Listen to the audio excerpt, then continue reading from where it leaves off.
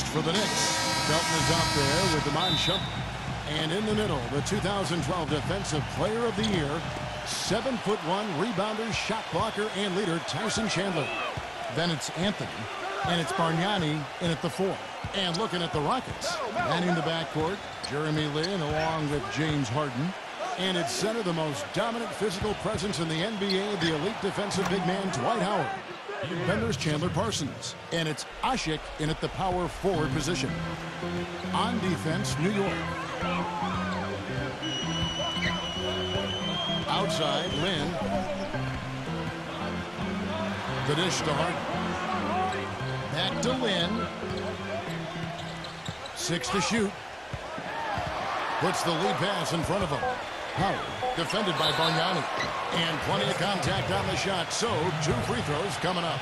I think Ashik is one of the most underrated defensive centers in the game. Kevin really fortifies this club's front court rotation.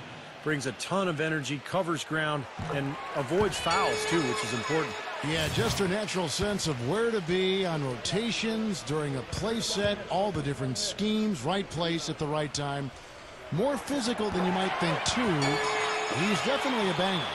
You know, after losing Jeremy Lin going into last season, guys, I think some fans were concerned that the team might slip back to isolation basketball and their offense would stagnate, but instead they flourished as a three-point shooting team. Felton kicks to Anthony. And that comes off the assist by Raymond Felton. That's just run-of-the-mill for him. A typical day at the office. He's one of the more skilled offensive players out there. Felton against Land. Kicks it to Harden. That one wide left. And back to the Knicks personnel moves. We've got to give them a lot of credit going out and finding shooters and defenders and speed playmakers to surround their star players with. Yeah, they ended up with Bargnani, putting him at the kind of the shooting 4 spot, adding another three-point threat. The Knicks are always going to be aggressive personnel-wise. This was already a good team, second best record in the East, but you know they're looking to get better. And Doris Burke spoke with Mike Woodson. Doris? He said he certainly followed the rise of Jeremy Lin into a prime-time point guard in this league, and he told me we need to try to limit his penetration. That's where he's most effective, slashing and with the drive and kick. Guys, Lin has certainly been working to improve his outside shot, but sometimes you have to pick your poison, and they'll live with him shooting from outside. Back to you. And as always, Doris, thank you. Here is Harden after the made shot from Tyson Chandler. Harden kicks to Lin.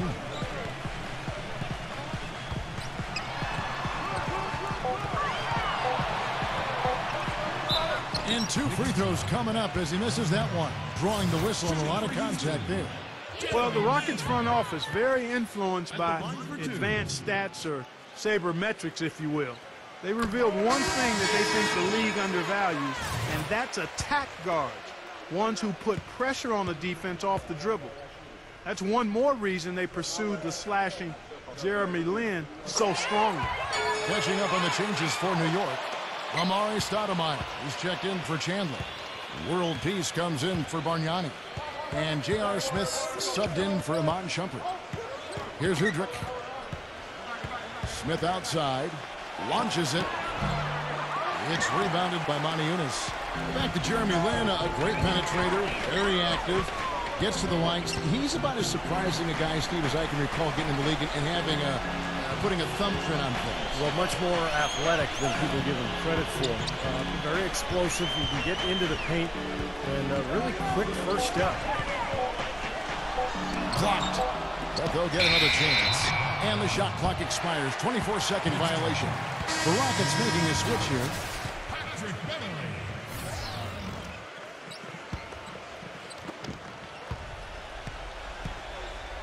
Here's Udrich.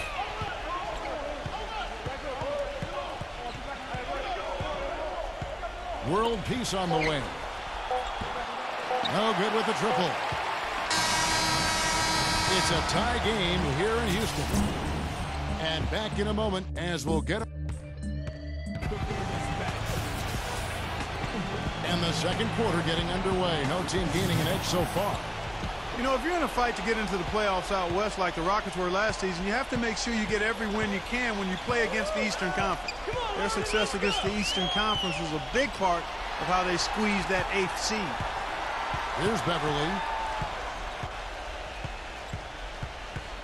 6 on the shot clock. The feather touch on the finger roll. Beautiful. Beverly's got the opening basket here in the second quarter for the Rockets. Well, Clark, you were talking about the Rockets against the East, a record of 21-9 against the conference. And Stevens, one of the better marks in the West. Yeah, it was the same win total as the Clippers and Thunder, who both won their divisions. So, you know, only the Spurs and Grizzlies did better in that regard. And the Rockets were full of scoring potential, and I think just happened to catch teams in the East off guard a little bit. On offense, here are the Rockets. And we played through the first minute here in the second. Garcia's shot is good. Garcia's got his first bucket of the game, and he's on the board for 3. Yeah, and he's a bomber. I mean, that's what I love about him. He's as good a three-point shooter as you'll see. And, of course, has the green light to let it fly anytime he wants. And the consistency of his jump shot is another thing we should say about it. I mean, it doesn't matter how many defenders are flying at him. His stroke is never changing.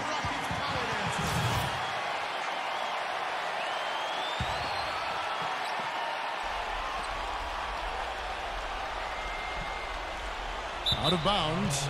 Houston takes possession. Boy, they couldn't hook up there on what's really a pretty basic pass. Just over 1 minute has passed here in the second quarter. And now the first timeout called here for the Rockets. Tell you what, you've got to give the Houston Rockets a lot of credit, guys. After losing their franchise players to injury and age back in 09, they've managed to rebuild this team without tanking for lottery picks or going all the way to the bottom of the heap. Very impressive. Here's Beverly. Back to Smith. He kicks it to Garcia. And count the basket. He is fouled, and he's going to the line for one more. And for the Rockets, they've been very shrewd acquiring undervalued players, trading for draft picks. Steve, all in the hopes of swinging big trades for superstars. Well, then when they acquired James Harden, they finally got a cornerstone player. Now all of a sudden you throw in Dwight Howard, you've got another foundational player. So all these years of tinkering and trading and moving picks and moving players, it's finally paid off, and now he's got the team he was hoping to put together. Rockets leading by 6. Guys, they've been getting it done. They sure have been. I mean, really looking good and sharp offensively. Yeah, knocking down the open shots and really getting a nice flow to their game. Now the Knicks with it. And Doris Burke has a report for us from the sideline. Well, guys, for Dwight Howard, a perfect fit with head coach Kevin McHale. So often, head coaches are former point guards, but in McHale, a Hall of Fame power forward. Howard has a coach he can quite literally see eye to eye with. And McHale is one of the all-time great post-up scorers. And for Dwight Howard, he said that was the biggest reason for his decision to come to Houston, saying, quote, "I felt he could really help me develop in the post." Guys, back to you. You don't see many great back-to-the-basket big men these days, Doris. He's one of the best, certainly. Houston's gone 1 of 3 from way outside since the start of the second quarter. It's Harden with the drive. Moninus kicks to Beverly.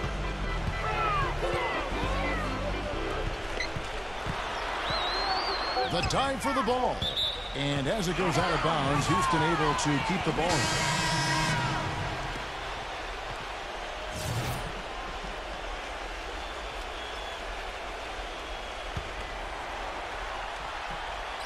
About 3 minutes played so far in the second quarter. Harden's shot is good. Boy, you can't run an inbounds play any better than that right there. Felton goes in. Second quarter ends in a tight one. The Rockets on top, leading by 5. And coming up after the break, it'll be Dave. And now, brought to you by Sprint. Thanks for joining us on this Tuesday night. I'm Damon Bruce. The Houston Rockets in front against New York. Getting free throw shots at the line. Good hard-nosed basket. The Sprint Halftime Report, presented by Sprint.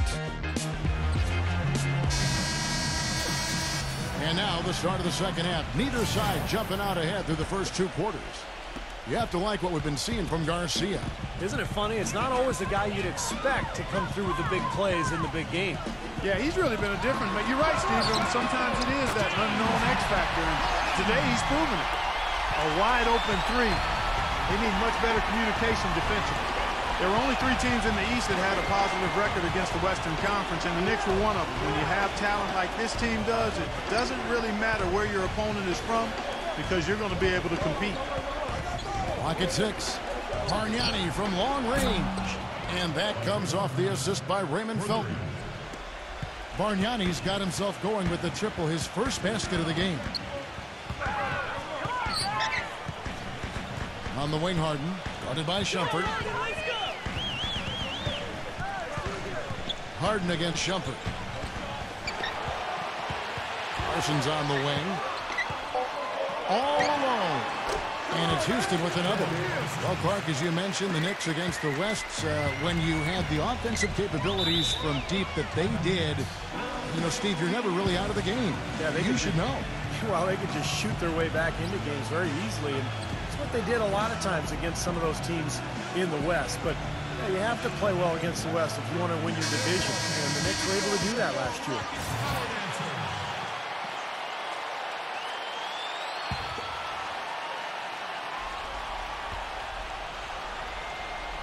And here in the second half of play, we're just over a minute in. The 3 from Anthony. Omer Ashik with the rebound. You know, guys, Carmelo Anthony last year played pretty much full time at the power forward position, and the results were excellent. I mean, he's got the strength to play inside, and when you look at what he does offensively, it creates a lot of matchup advantages for him and his team. Felton attacking. Shumpert dishes to Felton. Now the feed to Chandler. Back to Felton. Just 5 to shoot. Shumpert passes to Bargnani. Fires the 3. And good on the basket. Book it. Bargnani's got 6. And you look at Carmelo. Do you think, Steve, maybe the success that LeBron had going inside and playing the forward had any influence on Melo playing inside? I think there's no doubt, Kevin. The league has gone smaller in a lot of ways. A lot of former 3-men are now becoming 4s. The only way to do that, though, is if you have the strength to deal with bigger players, and Melo certainly has that strength. And keeping us updated from the sideline, let's swing it over to Doris Burke for an update. Hi, Doris. Well, guys, Andrea Bargnani, the #1 overall pick back in 2006, but he hasn't been a star caliber player in the NBA. Injuries have played a role, certainly, but his defense and rebounding have been the biggest problems. A former coach of his with the Raptors said it just didn't seem like he had enough passion for the game, that it wasn't important enough to him. Some pretty harsh words, but guys, sometimes for 7-footers, the game finds them. And defense and rebounding, certainly not the glamorous parts of this game. Kevin, we'll see if he ever realizes his potential. And hope for the best. Thanks, Doris. Rockets leading by 6. 1 second separate in the shot clock and game clock. And here's Harden for 3. Tyson Chandler pulls it in. Now Felton looking for his first basket still in this one. The pass to Carmelo. He feeds it to Shumpert. There's 3-pointers off the mark. It could go. Can't get it to go. And that's going to do it for the third quarter. Rockets lead by 6.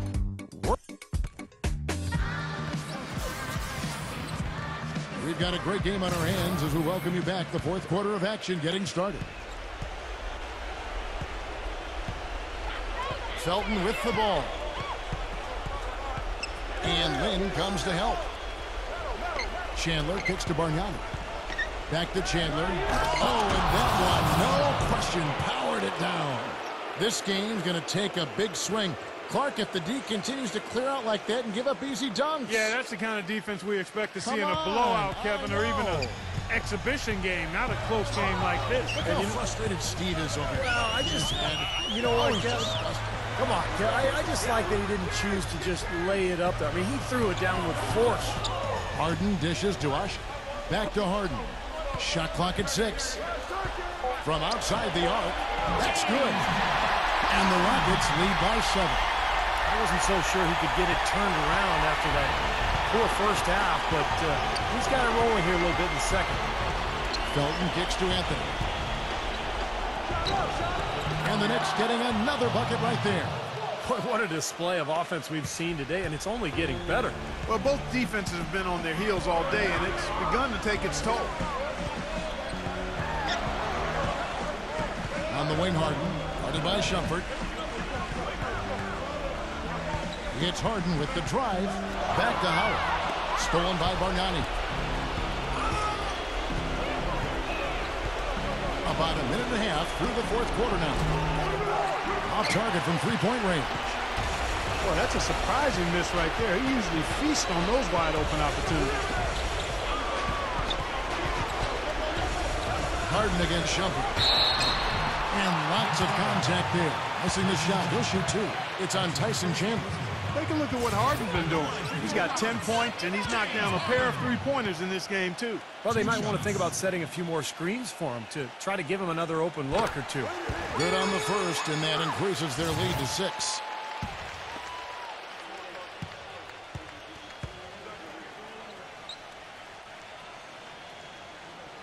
Second one is good.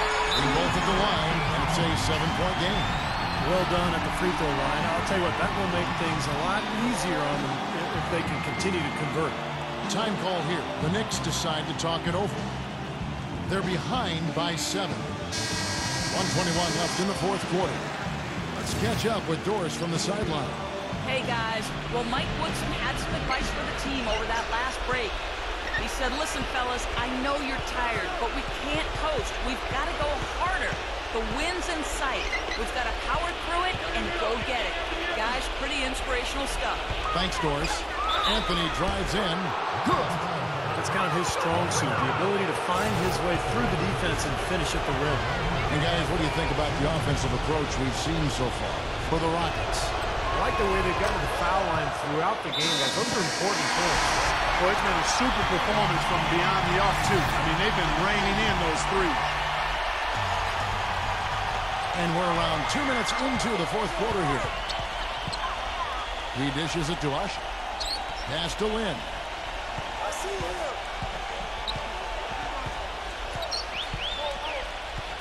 He passes to Parsons. Clock at 6. Houston needs to get a shot. Harden.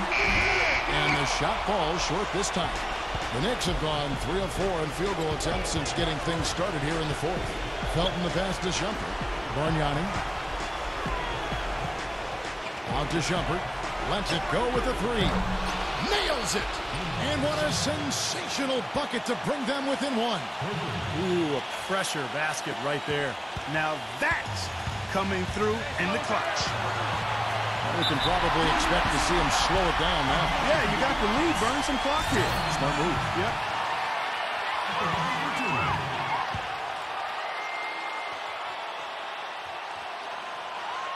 He hits the first one, and that will put them up by 2.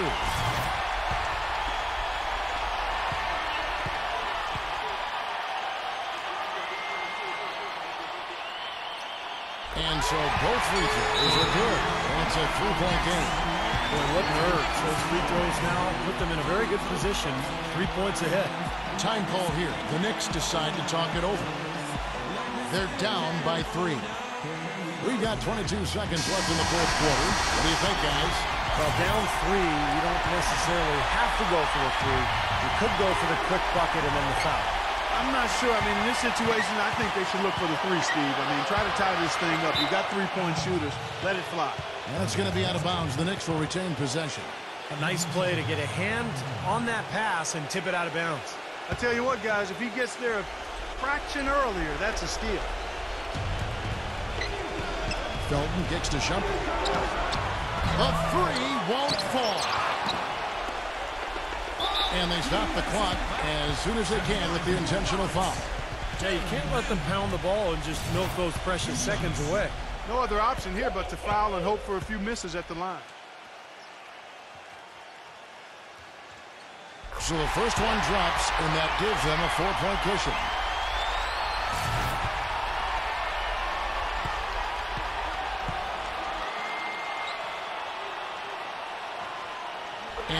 both free throws here. So now it's a 5-point game. And it just feels like those are the free throws that probably put this game out of reach. Misses the shot. So we see the Rockets get the win here. It was a solid win, Clark. Yeah, it was, and I think it came down to